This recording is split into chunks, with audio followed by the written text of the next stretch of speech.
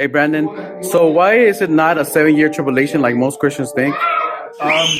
So in Scripture, we never see any reference to the whole 7 year period being a tribulation. So that's the first mistake that most people make, is that that's not what Scripture tells us. We're told that in Daniel, he tells us that there's a week remaining that we're waiting to take place. It is a 7 year period, and that there's going to be a treaty that's signed during that period of time.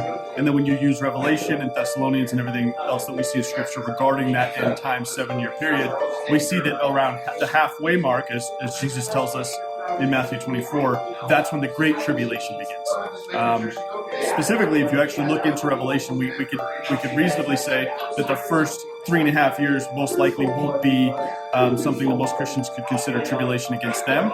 And then once the Antichrist provides the abomination in the temple at the 3.5 year mark, then we see the persecution of people who are on the side of Jehovah start to lose their lives a little bit more frequently. Now, the second issue that we see is that tribulation isn't another way to say God's wrath. Those are two entirely separate things. And so the whole idea of the pre-tribulation rapture needing to take place so that Christians can miss out on God's wrath is full of mistakes. It's not scriptural. It's not something that we can back up with Scripture unless we twist the context of things that Paul says and what we see in Revelation to make that narrative fit. So, do your due diligence, study the Word, and let that speak for itself, and you'll find that the 7 year period is the end of the age.